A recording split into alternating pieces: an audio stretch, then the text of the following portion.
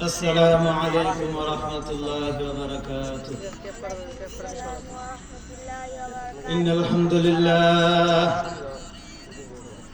لله نحمده ونستعينه ونستغفره ونؤمن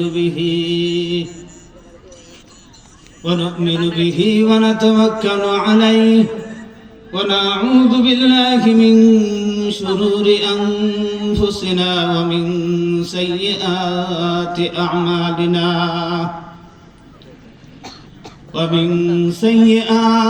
أعمالنا من يهد الله فلا مضل له ومن يضلله فلا هادي له ونشهد أن لا إله إلا الله وحده لا شريك له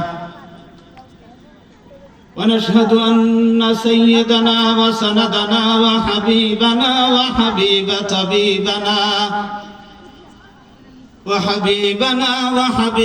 طبيبنا ومولانا محمد.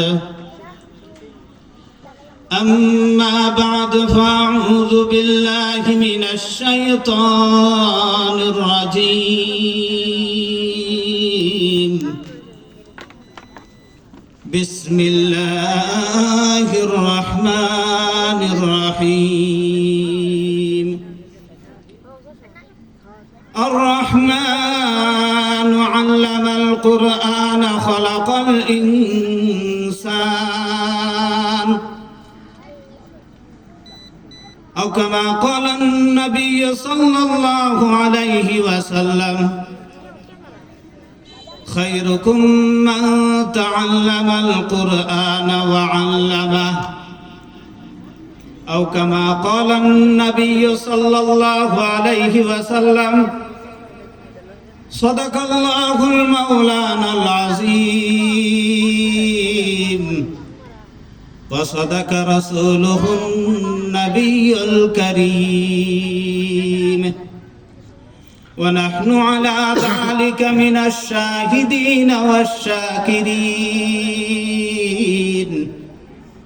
والحمد لله رب العالمين.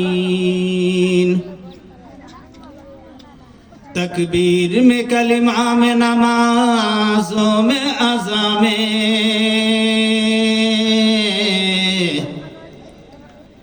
اے نام الہی سے ملا نام محمد. تکبیر میں کلمہ میں نمازوں میں اذاں میں اے نام الہی سے ملا نام محمد. دنیا سے ہر ایک ظلم ستم تم نے مٹایا آسمان سے کعبہ کو بھی پاکیزہ بنایا. دنیا سے ہر ایک ظلم ستم تم نے مٹایا آسمان سے کعبہ کو بھی پاکیزہ بنایا. সর্বপ্রথম মহান রব্বুল আলামিনের দরবারে লাখ কোটি শুকরিয়া যে মহান রব্বুল আলামিন আমাদেরকে এই আজকের এই হাজী ইয়াসিন আলী প্রধান হাফিজিয়া মাদ্রাসা ও এতিমখানার উদ্যোগে এক বিশাল ওয়াজ মাহফিল ও হাফেজ ছাত্রদের পাগড়ি প্রদান উপলক্ষে যে ওয়াজ মাহফিলের আয়োজন করা হয়েছে আয়োজন করার তৌফিক দান করেছেন সর্বপ্রথম সেই মহান রব্বুল আলামিনের দরবারে শুকরিয়া আদায় করি আলহামদুলিল্লাহ. এটা অত্যন্ত দামি একটা মজলিস, এটা অত্যন্ত দামি একটা মাহফিল, যেই মাহফিল সম্পর্কে আল্লাহ নবী সাল্লাল্লাহু আলাইহি ওয়াসাল্লাম হাদিস শরীফের মধ্যে এই ওয়াজ মাহফিলের অনেক ফজিলত বর্ণনা করে গিয়েছেন. তন্মধ্যে আমরা সকলেই জানি যেটা হলো জান্নাতের বাগান। আল্লাহ নবী সাল্লাল্লাহু আলাইহি ওয়াসাল্লামের ভাষায় যে জায়গাটাকে আজকের এই রাত্রের জন্য এই জায়গাটাকে আল্লাহ পাক রব্বুল আলামিন জান্নাতের বাগানের সাথে তাসবিহ দিয়েছেন। জান্নাতের বাগানের জান্নাতের বাগানের মর্যাদা এই স্থানকে আল্লাহ পাক রব্বুল আলামিন করে দিয়েছেন। এটা ফেরেশতাদের মজলিস, গুনাহ মাফের মজলিস। এই মজলিসে এসে এই ওয়াজ মাহফিলে বসে উলামায়ে কেরামের চেহারার দিকে তাকিয়ে থাকলে আল্লাহ পাক রব্বুল আলামিন আপনার আমার জীবনের সগীরা গুনাহগুলো মাফ করে দিবেন। মাহফিলের শেষ মুহূর্তে তওবা পড়ে ইস্তিগফার তওবা পড়ে আল্লাহ পাক রব্বুল আলামিনের কাছে মন থেকে দোয়া করে 2 ফোঁটা চোখের পানি ফেলে যদি দোয়া করতে পারি তাহলে আল্লাহ পাক রব্বুল আলামিন আপনার আমার কবিরা গুনাহগুলো মাফ করে দিবেন। অতএব এটা অত্যন্ত দামি একটা মজলিস। এতটুকু নয়, এই মজলিসের চতুর্পাশে ফেরেশতাদের এক বিশাল বাহিনী আইসা এই মজলিসকে ঘেরাও করে বসে যায়।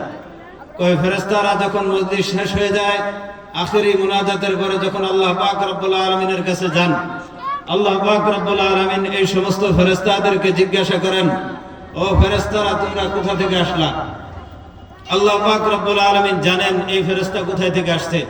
জানার পরেও আল্লাহ পাক রব্বুল আলামিন এই উম্মতের মর্যাদা বাড়াইবার জন্য, এই উম্মতের সম্মানকে বাড়াইবার জন্য, কেন সম্মান বাড়াবেন? ওই সম্মান বাড়ানোর কারণ হলো আল্লাহ পাক রব্বুল আলামিন যখন আপনাকে আমাকে বানানোর আগে, আপনার আমার পিতা আব্বাজান আদম আলাইহিস সালাতু ওয়াস সালামকে বানানোর আগেই যখন বানানোর ইচ্ছা করেছেন, তখনই আল্লাহ পাক রব্বুল আলামিন ফেরেশতাদেরকে বলেছিলেন, ও ফেরেশতারা আমি মানব জাতি সৃষ্টি করতে চাই, তোমরা কি বলো? আল্লাহ পাক রব্বুল আলামিন বলেন, وَإِذْ قَالَ رَبُّكَ لِلْمَلَائِكَةِ إِنِّي جَاعِلٌ فِي الْأَرْضِ خَلِيفَةً। আল্লাহ পাক রব্বুল আলামিন ফেরেশতাদেরকে বলেন, ও ফেরেশতারা, যখন আমি পৃথিবীতে প্রতিনিধি সৃষ্টি করতে চেয়েছিলাম, যখন আমি মানব জাতি বানাইতে ইচ্ছা করেছিলাম, যখন আমি তোমাদেরকে বলেছিলাম আমি পৃথিবীতে প্রতিনিধি বানাইতে চাই, মানুষ সৃষ্টি করতে চাই, ও ফেরেশতারা, তখন তো তোমরা বলেছিলা আল্লাহ তুমি পৃথিবীতে মানব জাতি সৃষ্টি করবা, তারা দুনিয়াতে যাইয়া মারামারি করবে, তারা দুনিয়াতে যাইয়া কাটাকাটি করবে, ঠাট্টা ফাসাদ করবে, ঝগড়া ফাসাদ করবে, তোমার ইবাদত করবে না। তখন ও ফেরেশতারা, আমি তো তোমাদেরকে বলেছিলাম আমি যা জানি তোমরা তা জানো না। ও ফেরেশতারা, এখন তো তোমরা বলতেছো আমার ওই বান্দাগুলো ওই শীতের রজনীতে, শীতের রাত্রিতে তারা আরামের বিছানা ছেড়ে দিয়ে আমি আল্লাহর আলোচনা করে, আমি আল্লাহর গুণকীর্তন গাই, জাহান্নাম থেকে মুক্তি চাই, জান্নাতের আশায় ওই শীতের রাত্রিতে আরামের বিছানা ছেড়ে দিয়ে ওই শীতের রজনীতে ওইখানে বৈশা আমি আল্লাহর আলোচনা করে, কুরআনের আলোচনা করে, আমার হাবিবের আলোচনা করে। ও ফেরেশতারা, তোমরা সাক্ষী থাকো, আমি আমার বান্দাদেরকে জাহান্নাম থেকে মুক্ত করে দিলাম, জান্নাতের ফয়সালা করে দিলাম। ও ফেরেশতারা, তোমরা সাক্ষী থাকো। তাহলে এই ওয়াজ মাহফিলে আসার পরে যদি আল্লাহ তাআলা আমাদেরকে মাফ করে দেন, মাফ করে দিতে পারে না? তো আল্লাহ তাআলা যদি আমাদেরকে মাফ করে দেয়, তাহলে আল্লাহ তাআলার ক্ষমতা কমে যাবে? বিন্দু মাত্র কমবে না। আল্লাহ তাআলা ইচ্ছা করলেই আমাদেরকে মাফ করে দিতে পারে। আজকে এই মাহফিলে আইসা আলোচনা শুনবো, ওয়াজ মাহফিল শুনবো, এবং শেষ পর্যন্ত যখন আখিরি মুনাজাত হবে চোখের 2 ফোঁটা পানি ফেলে পরে বাড়িতে যাব, অবশ্যই আমি বলতে পারি যে এই 2 ফোঁটা চোখের পানি যদি আমি ফেলতে পারি তাহলে নিঃসন্দেহে আল্লাহ পাক রব্বুল আলামিন আপনার আমার জীবনের গুনাহ খাতাগুলো মাফ করে দিবেন। করবেন না? আল্লাহ তাআলা মাফ করবেন না? কেন মাফ করবেন না? অবশ্যই মাফ করে দিবেন। আপনি খাস দিলে আসেন না, দিলটাকে পরিষ্কার করিয়া ওয়াজ নসিহত এখানে উলামায়ে কেরামের চেহারার দিকে তাকিয়ে থাকবেন, আল্লাহ তাআলা আপনার আমার সগীরা গুনাহ মাফ করে দিবেন। তওবা করলে তো কবিরা গুনাহ মাফ করবেনই। আমি আপনাদের অত্র এলাকার সকলকে উদারত আহ্বান জানাবো, আমরা সকলেই আমাদের মনকে পরিপূর্ণ প্রস্তুত করিয়া আজকে শুধু ওয়াজই শুনবো, এখানে আলোচনাই শুনবো, মনকে ধীর করিয়া যে আজকে যদি আমি এই সামান্য শীতের মধ্যে কষ্ট ত্যাগ করে যদি এখানে এসে বসতে পারি, তাহলে আশা করা যায় আল্লাহ পাক রব্বুল আলামিন আপনার আমার গুনাহ মাফ করবেন। আরে শীত, এই ঠান্ডা দেওয়ার মালিক আল্লাহ তাআলা। তামাম দুনিয়ার সমস্ত মানুষ ইচ্ছা করলে শীত সরাইতে পারবে না। এই ঠান্ডা সরাইতে পারবে? আল্লাহ তাআলা এই ঠান্ডা দিয়েছেন। সারা দুনিয়ার মানুষ যদি বলে যে ঠান্ডা আর সহ্য হয় না, ঠান্ডা তুই চলে যা, ঠান্ডা যাবে না। ঠিক তেমনি ভাবে গরম যখন আসে, ওই গরম আমরা ইচ্ছা করলে সরাইতে পারবো না। এটা আল্লাহ তাআলার হুকুমে হয়। আর আল্লাহ তাআলা আমাদেরকে এই ঠান্ডা, শীত, গরম, তাপ সূর্যের তাপ, এই আবহাওয়াগুলো দেন, এটা দুনিয়াতে পরীক্ষার জন্য। এই ঠান্ডার কারণে আমরা ইবাদত ছেড়ে দেই। কোন বান্দাগুলো এই শীতের রজনীতে না ঘুমাইয়া আরামের বিছনা ছেড়ে দিয়ে, কোন বান্দাগুলো এই শীতের রাত্রিতে ওয়াজ মাহফিল শুনে, আমি আল্লাহর আলোচনাগুলো শুনে, আমার হাবিবের আলোচনাগুলো শুনে, কোরআনের আলোচনাগুলো শুনে, এটা পরীক্ষার জন্যই আল্লাহ তাআলা আমাদেরকে এই শীত এবং গরম দিয়েছেন। আমরা কি পরীক্ষায় ফেল করব? যদি ফেল না করি তাহলে অবশ্যই আমি আপনাদেরকে বলবো যে অবশ্যই আপনারা এই ওয়াজ মাহফিলে আসেন। আল্লাহ তাআলা আমাদের সকলকে তৌফিক দান করুক। তো আমি আপনাদের সম্মুখে কুরআনুল কারীম থেকে আমাদের সকলেরই পরিচিত যে সূরাটা অধিকাংশ মুসলমানই সবাই জানি আমরা, আল্লাহ তাআলার সিফতি নামের সাথে নামকরণ করা হয়েছে যে সূরা, সূরা আর রহমান। আমি সেই সূরা থেকে ছোট্ট তিনখানা আয়াতে কারিমা তেলাওয়াত করেছি। আল্লাহ পাক রব্বুল আলামিন যদি তৌফিক দান করে এই ছোট্ট তিনখানা আয়াতে কারিমাকে সামনে রেখেই দুই চারটি কথা বলবো। তো আমি আয়াতে কারিমা আর আলোচনায় যাওয়ার আগে সর্বপ্রথম আমি আপনাদেরকে একটা জিনিস জানাইতে চাই যে আল্লাহ পাক রব্বুল আলামিন যা করেন বা আল্লাহ পাক রব্বুল আলামিন যেই বিষয়ে যেই সিদ্ধান্ত নেন ওইটাই ঠিক।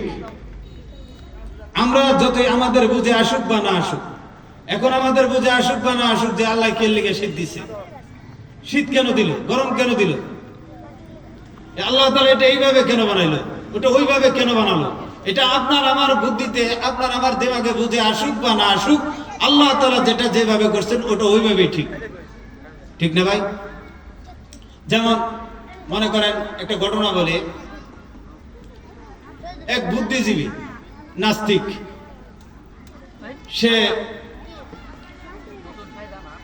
ট্রেন গাড়িতে, লোকাল ট্রেনে উঠছে। মনে করেন আমাদের শ্রীপুর দিয়ে ট্রেন যায় না, এরকম এক লোকাল গাড়িতে উঠছে। লোকাল ট্রেনে ওঠার পরে দেখছে যে অনেক জ্যাম, গাড়ির মধ্যে অনেক ভিড়, মানুষ দাঁড়াই করার জায়গা নাই, এমন ভিড়। তো এই লোকটা যেহেতু বুদ্ধিজীবী মানুষ, জ্ঞানী মানুষ, তো কষ্ট করিয়া নিজের জেহেন খাটায়, বুদ্ধি খাটায় সে এক জায়গায় যায় একটা জায়গা করে নিছে। তো এবার একটা সিটের মধ্যে বসিয়া সে চিন্তা করতেছে যে আল্লাহ মানুষ বানাইছে, আল্লাহ মানুষ বানানোর কোনো মানুষ সৃষ্টি করার মতো কোনো জ্ঞান আল্লাহ নাই, নাউজুবিল্লাহ। কই কেন?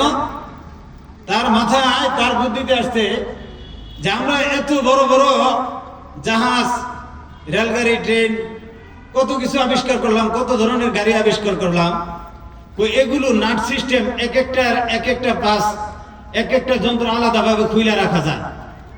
আল্লাহর যদি সৃষ্টি সম্পর্কে জ্ঞান থাকতো তাহলে আল্লাহ যদি মানুষের হাতের মধ্যে নাট সিস্টেম করে দিতেন, কাল্লার মধ্যে নাট সিস্টেম করে দিতেন, পায়ের মধ্যে নাট সিস্টেম করে দিতেন, তাহলে ওগুলো খুলে একটা ব্যাগের মধ্যে রেখে আজকে উপরে ট্রেনের যে মাল সামানা রাখা হয় ওই জায়গায় রেখে দিতাম, তাহলে এত জ্যাম হইতো না, এত ভিড় হইতো না গাড়ির মধ্যে। ততএব আল্লাহর কি নাই? কোন সৃষ্টি সম্পর্কে আল্লাহর জ্ঞান নাই, ইঞ্জিনিয়ারিং সম্পর্কে আল্লাহর কি নাই? জ্ঞান নাই। তো এই লোকটা এই চিন্তা করতে করতে চেয়ারে বসে একসময় ঘুমাই গেল। তো চেয়ারে বসে এত কষ্টের জ্যামের মধ্যে, ভিড়ের মধ্যে সে একটা জায়গা পাইছে, তো আরামে একটু ঘুমাই পড়ছে। তো ঘুম থেকে উঠে দেখে যে তার ব্যাগটা যে রাখছিল ওই যে জায়গায়, ওই ব্যাগ নেই, ব্যাগ চুরি করে নিয়ে গেছে। তো এখন তো সে তো বুদ্ধিজীবী, জ্ঞানী না, তো সে বলতেছে হায় আল্লাহর যদি আমি যে চিন্তা ভাবনা করেছি, আমার চিন্তার মধ্যে যদি আল্লাহ তাআলা সৃষ্টি করতো তাহলে এখন তো মানুষের টাকা পয়সা চিন্তাই হয়, তাই না? তো ওই সময় মানুষ টাকা পয়সা চিন্তাই করতো না, হাত পা চিন্তাই করতো, মানুষের কাল্লা চিন্তাই করতো, মানুষের ঠ্যাং চিন্তাই করতো না? যে অস্ত্র বাজায় গলায় অস্ত্র ধরে বলতো তার ঠ্যাং খুলে ঠ্যাং নিয়ে যাইতো, তখন আর টাকা পয়সা নিত না। তো এবার ওই বৈজ্ঞানিক বলতেছে, ওই বুদ্ধিজীবী বলতেছে যে আল্লাহর সৃষ্টি কি ঠিক, সাথে সাথে কালেমা পড়ে গিয়ে গেছে, মুসলমান হয়ে গেছে। তো এই জন্য আল্লাহ তাআলা যেটা যেভাবে করেছেন, আল্লাহ তাআলা যেটা যেভাবে করেন ওইটাই ঠিক, আমাদের বুঝে আসুক বা না আসুক। এজন্যই তো আল্লাহ পাক রব্বুল আলামিন সূরা আর রহমানের মধ্যে বলেন, আর রহমান আল্লামাল কুরআন খালাকাল ইনসান। একটু চিন্তা করে দেখেন, আল্লাহ পাক রব্বুল আলামিন এই সূরার মধ্যে সর্বপ্রথম যেটা বললেন সেটা হলো আর রহমান। আল্লাহ তাআলা বলেন আমি দয়ালু। রহমান শব্দের অর্থ কি? দয়ালু না? এটা আলোচনা করলে অন্যদিকে যাবো, আমি এই দিকে এই রহমানের দিকে আলোচনা করব না। আমার আলোচনার বিষয় হলো দ্বিতীয় এবং তৃতীয় আয়াত। তো আল্লাহ পাক রব্বুল আলামিন এই আয়াতে কারিমার মধ্যে প্রথমেই বললেন আর রহমান, আমি দয়ালু। পরের আয়াতে বললেন আর রহমান আল্লামাল কোরআন, আমি কোরআন শিক্ষা দিলাম। তৃতীয় নম্বর আয়াতে বললেন খলাকাল ইনসান, মানুষ বানাইলাম। এখন আমার আপনাদের কাছে প্রশ্ন, আমরা কি দুনিয়াতে আগে আসছি না আগে কোরআন শিখছি? দুনিয়াতে আগে আসছি না? আগে এসে কোরআন শিখছি। কিন্তু আল্লাহ তাআলা কোরআনের মধ্যে কি বললেন? আল্লামাল কোরআন খলাকাল ইনসান, আমি আগে মানুষ বানাইছি না, আগে কোরআন শিখাইছি পরে মানুষ বানাইছি, তাই না? সিরিয়ালে মানে আমাদের যুক্তিতে আসে যে আমরা দুনিয়াতে আগে আসছি পরে আমরা কোরআন শিখছি। কিন্তু আল্লাহ পাক রব্বুল আলামিন বলেন না না না, দুনিয়াতে আগে আসো নাই। কই দুনিয়াতে আগে আসলেও কই আগে মানুষ হইতে হইলে আগে কোরআন শিখতে হবে পরে মানুষ। আগে আল্লাহ তাআলা বললেন যে কোরআন, আমি আগে কোরআন শিখাইছি পরে কি বানাইছি? মানুষ বানাইছি। এর অর্থ কি? আল্লাহ পাক রব্বুল আলামিনের কাছে মানুষ হইতে হইলে সর্বপ্রথম যেটা দরকার সেটা হলো কোরআনের শিক্ষা। এজন্যই তো আল্লাহ পাক রব্বুল আলামিন দ্বিতীয় নম্বর আয়াতে বললেন আল্লামাল কোরআন, আমি কোরআন শিক্ষা দিলাম। খলাকাল ইনসান, পরে বললেন মানুষ বানাইলাম। তাহলে আল্লাহ পাক রব্বুল আলামিনের কাছে যদি কেউ মানুষ হইতে চায় তাহলে তার ভিতরে কোরআন থাকতে হবে কিনা? আল্লাহ তাআলার কাছে মানুষ হইতে হলে তার ভিতরে কি লাগবে? কোরআন লাগবে। কোরআন ছাড়া আল্লাহ তাআলার কাছে পরিপূর্ণ মানুষ হওয়া সম্ভব না। এখন মনে করেন আল্লাহ তাআলা আমাদেরকে মানুষ বানাইছেন, আমরা মানুষ কি আশরাফুল মাখলুকাত না? মানুষ হিসেবে আল্লাহ তাআলা আমাদেরকে আশরাফুল মাখলুকাত হিসেবে বানাইছেন, মানুষ হিসেবে আমাদেরকে উচ্চ মর্যাদা দান করছেন। আল্লাহ তাআলা কুরআনুল কারীমের মধ্যে বলেন ওয়ালাকাদ কাররামনা বানি আদম, আমি আদম সন্তানকে মর্যাদা দান করেছি, সম্মান দান করেছি।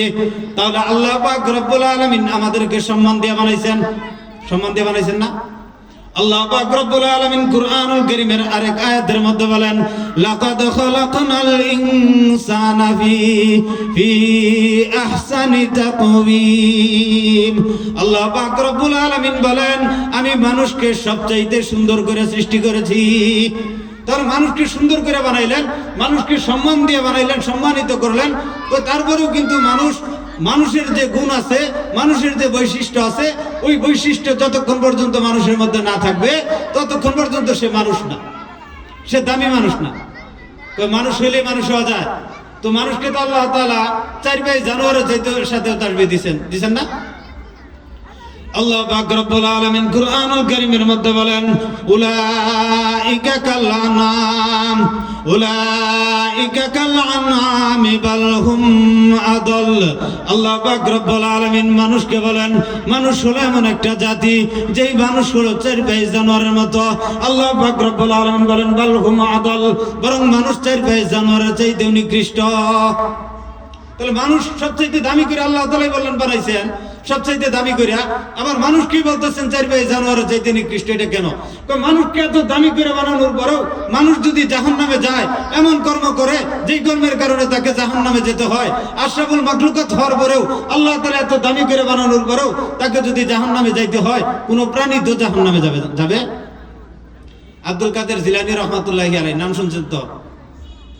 আব্দুল কাদের জিলানী রাহমাতুল্লাহি আলাইহিকে এক বৃদ্ধা মহিলা এসে প্রশ্ন করলেন, এ আব্দুল কাদের বলো তো, আমার ছাগলের মুখে কিছু দাড়ি আছে, অনেক ছাগের মুখে দাড়ি হয় না? তুমি বলতেছেন যে আমার ছাগের মুখে দাড়ি আছে, তোমার মুখেও দাড়ি দেখা যায়, তখন বলো তো দেখি তোমার দাড়িগুলো উত্তম না আমার ছাগলের মুখের দাড়িগুলো উত্তম? কঠিন একটা প্রশ্ন না? আমরা হলে হাসিয়ে উড়াই দিতাম। আব্দুল কাদের জিলানী রাহমাতুল্লাহি আলাইহি বৃদ্ধ মহিলাকে ডাক দিয়ে বলতেছেন, মা তুমি অনেক কঠিন একটা প্রশ্ন করেছো।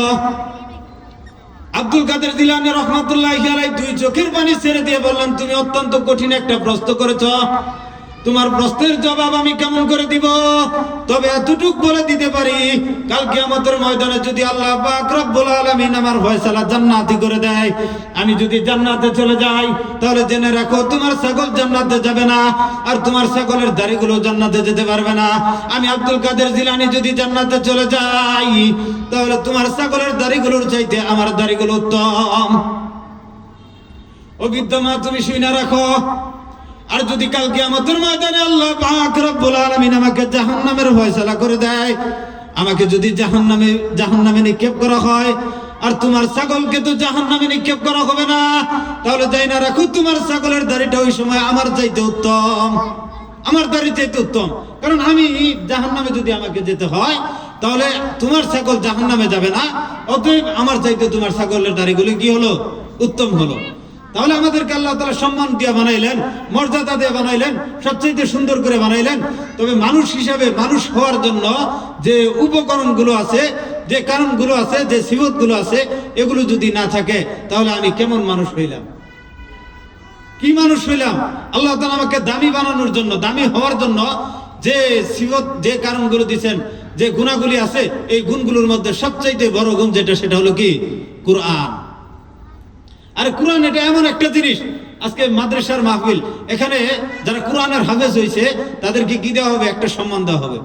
এটাই সম্মান খালি? এতটুকু শেষ? কাল কিয়ামতের ময়দানে এই সমস্ত হাফেজদের পিতা মাতার মাথার মধ্যে যখন নূরের টুপি পরায় দেওয়া হবে, ওইটা সে সম্মান। তখন বোঝা যাবে যে মর্যাদা কাকে বলে। আজকে আমরা কোরআন যারা পড়ে কোরআনের মর্যাদা দিতে পারি না, কেমন করে দিব? আরে কোরআন এটা এমন একটা জিনিস, কোরআনের কারণে আল্লাহ পাক রব্বুল আলামিন সবকিছুর দাম বাড়ায় দেয়। বাড়ায় দেয় না?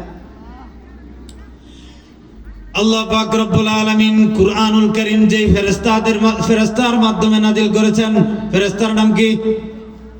জিবরাইল আলাইহিস সালাতু ওয়াস সালাম। কার মাধ্যমে নাজিল করেছেন? আল্লাহ পাক রব্বুল আলামিন কুরআনুল কারীমকে যেই ফেরেশতার মাধ্যমে নাজিল করলেন, আল্লাহ পাক রব্বুল আলামিন ওই ফেরেশতার মর্যাদা সবচাইতে বেশি বাড়ায় দিয়েছেন। বেশি না? ফেরেশতাদের মধ্যে চারজন বড় ফেরেশতা, চারজন ফেরেশতার মধ্যে সবচাইতে সম্মানিত কে? হযরত জিবরাইল আলাইহিস সালাতু ওয়াস সালাম, যিনি কোরআন নিয়ে আসতেন। কই এতটুকু নয়, এতটুকু নয়, কুরআনুল কারীম যেই শহরে নাজিল করা হয়েছে, মক্কার মধ্যে কোনো কিছু নাই, মক্কা নগরীর মধ্যে শুধু বালু আর বালু। ওই এই শুধু বালু থাকার পরেও কুরআনুল কারীম ওই মক্কা নগরীতে নাজিল হওয়ার কারণে আল্লাহ পাক রব্বুল আলামিন ওই মক্কা নগরীকে মক্কাতুল মুকাররমায় পরিণত করে দিয়েছেন। মক্কা কি হয়ে গেছে? মক্কাতুল মুকাররমা হয়ে গেছে। কই কুরআনুল কারীম মদিনা শরীফে নাজিল হওয়ার কারণে মদিনাতুল মুনাওয়ারা হয়ে গেছে। এজন্য দেখবেন কুরআনুল কারীমের যে সমস্ত সূরা আছে, সূরার মধ্যে নয় মক্কা, নয় মাক্কিয়া, নয় কি মাদানিয়া। তাহলে কুরআন যেই শহরে নাজিল হলো, ওই শহরের আল্লাহ তাআলা দাম বাড়ায় দিলেন। বাড়ান নাই? কই কুরআনুল কারীমের সাথে আপনারা দেখবেন লক্ষ্য করে, এই মাদ্রাসার মধ্যে রেহাল বানায় না, বাচ্চারা কোরআন রাখে। কোরআন রাখার জন্য কি বানায়? রেহাল বানা। তো রেহালের যে কাঠটা, এই চেয়ারের চাইতে দামি কাঠ, সামান্য কম দামি কাঠ। এই মিস্ত্রির দোকানে যাবেন, দেখবেন অতিরিক্ত কাঠ পরে রয়েছে, ওই কাঠ দিয়ে বানাই দিলে ওইটা রেহাল হয়ে যাবে। সবচাইতে কম দামি রেহালের কাঠ যেটা একেবারে নষ্ট হয়ে গেছে, এটা একসময় কোরআনের সাথে লাগানো ছিল, এখন আর কোরআনের রেহাল হিসাবে ব্যবহার করা হয় না, ভেঙে গেছে। এটার কোনো দাম আছে? বিক্রি করলে নিব কেউ? কিন্তু এটার দাম কতটুকু? ওইটার এমনি দাম না থাক, ওইটার মর্যাদা আল্লাহ তাআলা এত বাড়ায় দিছে, এত বাড়ায় দিছে, ওইটা অকেতু হয়ে যাওয়ার পরেও এটা কেউ পায়ের নিচে রাখে না। রাখবে? ওইটা যদি রাস্তায় পড়ে থাকে, যদি কোনো মুসলমানের সন্তান বুঝতে পারে যেটা কোরআনের রেহাল ছিল, তাহলে এই কাঠটা এই রাস্তায় পড়ে থাকতে দেখবে? দিবে? এটা তুইলে উঁচু কোনো জায়গায় রেখে দিবে। ওই সামান্য একটা কাঠের টুকরা কুরআনুল কারীমের সাথে লাগার কারণে আল্লাহ পাক রব্বুল আলামিন এই কাঠের টুকরাটার দাম এত বাড়িয়ে দিয়েছেন। কয় মুসলমানের সন্তান এটাকে আর জমিনে রাখে না, এটাও এখন বুকের ভিতরে রাখে। কোথায় রাখে? বুকের সাথে জড়ায় রাখে। কয় কম দামি কাপড়ের একটা টুকরা, যে কাপড়ের টুকরা কোনো দাম নাই, মানে ছোট একটা কাপড়ের টুকরা নিয়ে দর্জি সাহেবের কাছে যায়, বলতেছেন যে ভাই আমাকে এটা দিয়ে একটা কোরআন শরীফের গেলাপ বানায় দেন। কোরআন শরীফের কি বানাই দিল? দর্জি সাহেব কাইটা এটা সুন্দর করে একটা কোরআনের গেলাপ বানাই দিয়েছেন। কই যে কাপড়ের টুকরাটা কারো কাছে বিক্রি করতে গেলে কেউ নিবে না কে কিনবে? কোনো দাম নাই, ওইটা দিয়ে কোনো পাঞ্জাবি হবে না, কোনো গেঞ্জিও বানানো যাবে না, কোনো কিছু রুমালও বানানো যাবে না, সামান্য একটু কাপড়ের টুকরা। ওই যে কাপড়ের টুকরাটার বিন্দু মাত্র দাম নাই, এমন একটা কাপড়ের টুকরা দিয়া যখন কুরআনুল কারীমের একটা গেলাপ বানানো হয়, আল্লাহ পাক রব্বুল আলামিন এই সামান্য কাপড়ের টুকরাটার দাম এত বাড়ায় দেয়। মুসলমানের সন্তান এই কাপড়ের টুকরাটাকে এখন চুমা খায়, চুমা দেয় না? কাপড়ের টুকরার দাম বাইরে যায়। কুরআনুল কারীম নাজিল হওয়ার কারণে যেই শহরে নাজিল হয় ওই শহরের দাম বাইরে যায়, কাঠের টুকরার দাম বেড়ে যায়। আশরাফুল মাখলুকাত হিসাবে আপনারা আমারে বানাইলো, আপনার আমার ভিতরে কোরআন ঢুকার পরে আপনার আমার দাম বাড়ে নাই। আমরা দাম দিতে জানি না, আমরা দাম কি করতে জানি না, দিতে জানি না। এই কোরআনের কারণে আল্লাহ পাক রব্বুল আলামিন এত দামি বানায় দেয়। আরে এতটুকু না, কোরআন যেই সময় নাজিল হয় ওই সময়েরও দাম আল্লাহ তাআলা বাড়ায় দেন না? আমরা মনে করি যে রমজান মাসের এত ফজিলত, এত বরকত, রমজানের ফজিলত কেন? রোজার কারণে। রোজা তো আগেও ছিল, আগের উম্মতরা রোজা রাখে নাই, আগের উম্মতরাও রোজা রাখছেন। আল্লাহ তাআলা কুরআনুল কারীমের মধ্যে বলেন, ইয়া আইয়ুহাল্লাযীনা আমানু কুতিবা আলাইকুমুস সিয়াম কামা কুতিবা আলাল্লাযীনা মিন ক্বাবলিকুম। আল্লাহ পাক রব্বুল আলামিন বলেন, হে ঈমানদারগণ, আমি তোমাদের উপরে রমজানের রোজা ফরজ করি নাই, বরং তোমাদের পূর্বে আরো রোজা আছিল। আমাদের পূর্বেও কি আছিল? রোজা আছিল। তাদের রোজা আরো কঠিন ছিল, তাদের রোজা একদিক থেকে রাত্রেবেলা রোজা রাখতে হইতো। তাহলে আমাদের রোজার এত ফজিলত বাড়লো কেমনে? কেন বাড়লো? কুরআনের কারণে বাড়লো। কেন? আল্লাহ পাক রব্বুল আলামিন কুরআনুল কারীমের মধ্যে বলেন, শাহরু রমাদান আল্লাযী উনজিলা ফীহিল কুরআন। আল্লাহ পাক রব্বুল আলামিন বলেন, আরে রমজান মাস তো এমন একটা মাস যেই মাসে আমি কুরআনুল কারীম নাজিল করেছি। তাহলে রমজান মাসে কুরআনুল কারীম নাজিল হওয়ার কারণে আল্লাহ পাক রব্বুল আলামিন রমজানের ফজিলত বাড়ায় দিয়েছেন। কতটুকু বাড়াইছেন? রমজান মাসে কেউ যদি একটা ফরজ আদায় করে, আল্লাহ পাক রব্বুল আলামিন তার আমলনামায় অন্য মাসে 70টা ফরজ আদায় করার সমান সওয়াব দেয়। কেউ যদি রমজান মাসে একটা নফল আদায় করে, আল্লাহ পাক রব্বুল আলামিন অন্য মাসে তাকে একটা ফরজ আদায় করার সমান সওয়াব দিয়ে দেয়। তাহলে রমজান মাসের দাম বাড়ছে কিসের কারণে? কুরআনের কারণে, রোজার কারণে নয়, বরং কুরআন নাজিল হয়েছে এই মাসে। কুরআন নাজিল হওয়ার কারণে আল্লাহ তাআলা এই মাসের ফজিলত বাড়ায় দিয়েছেন। যেই রাত্রে নাজিল হয়েছে ওই রাত্রের ফজিলত কত? 1000 মাসের চাইতেও বেশি। আল্লাহ তাআলা কুরআন কারীমের মধ্যে বলেন, ইন্না আনজালনাহু ফি লাইলাতিল কদর। আল্লাহ পাক রব্বুল আলামিন বলেন, আমি কুরআনকে নাযিল করেছি লাইলাতুল কদরে। কোন রাত্রিতে? লাইলাতুল কদরে কুরআনুল কারীম নাযিল করেছি। লাইলাতুল কদরে কুরআনুল কারীম নাযিল করার কারণে আল্লাহ পাক রব্বুল আলামিন এই লাইলাতুল কদর রাত্রিটাকে 1000 মাসের চাইতেও বেশি উত্তম করে দিয়েছেন। তাহলে কুরআনুল কারীম নাযিল হওয়ার কারণে যেই জায়গায় কুরআনুল কারীম নাযিল করা হয় ওই শহরের দাম বাইরে যায়। যেই ফেরেশতা কুরআনুল কারীম নাযিল করলেন, কুরআনুল কারীম নিয়ে আসলেন, ওই ফেরেশতা দামি হয়ে যায়। যেই জিনিসই কুরআনুল কারীমের সাথে লাগা যায়, আল্লাহ পাক রব্বুল আলামিন প্রত্যেকটা জিনিসের দাম বাড়ায় দেয়। তাহলে যাদের সিনার মধ্যে কুরআনুল কারীম ঢুকে যায়, তাহলে তাদের দাম কতটুকু বাড়ে? তাদের দাম কি পরিমাণ বাড়ে? কিন্তু আজকে আমাদের সমাজ, আজকে আমাদের দেশ, আজকে আমাদের সমাজ তাদেরকে পরিপূর্ণ সম্মান দিতে পারি না।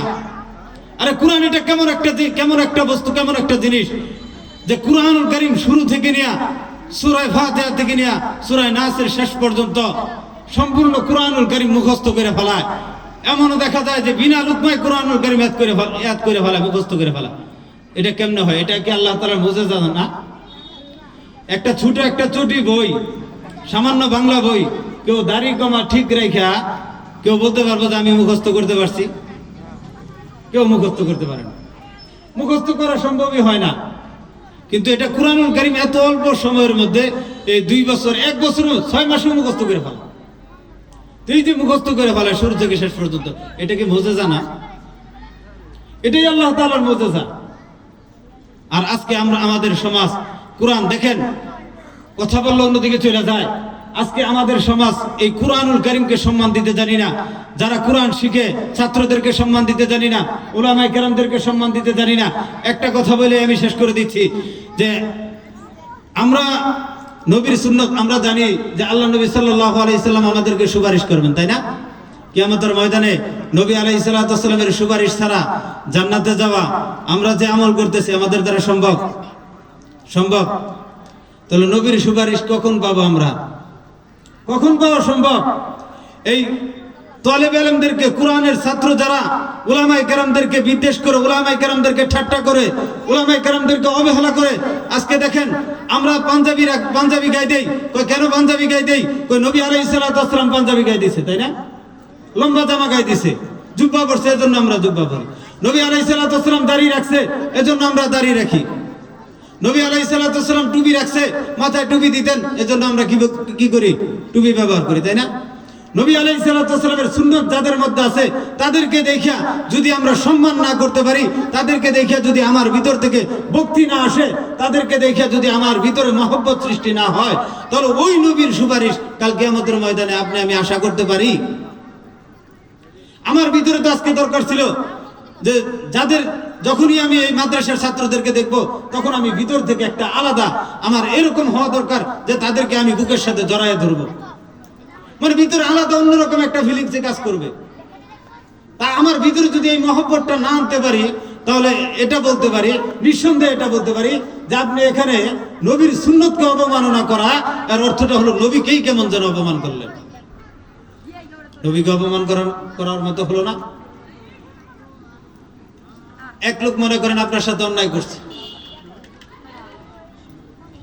তো অন্যায় করতে চাই, আমি আমার দেখা মানে আমার বাস্তবতা থেকে বলি, এক হুজুরের সাথে এক প্রোগ্রামে গেছিলাম, আপনাদের এখানে বক্তা আলোচনা করবেন, ওনার সাথে এক জায়গায় গেছিলাম। তো পিছন থেকে এক সিএনজিওয়ালা আইসা সজোরে ধাক্কা মারছে, ময়মনসিংহ বাইপাস। তো ধাক্কা দিলে হুজুরের গাড়ির পিছন দিক দিয়ে অনেকটা হয়ে গেছে, ড্যামেজ হয়ে গেছে, মানে ভাঙ্গা হচ্ছে, বেঁকে গেছে।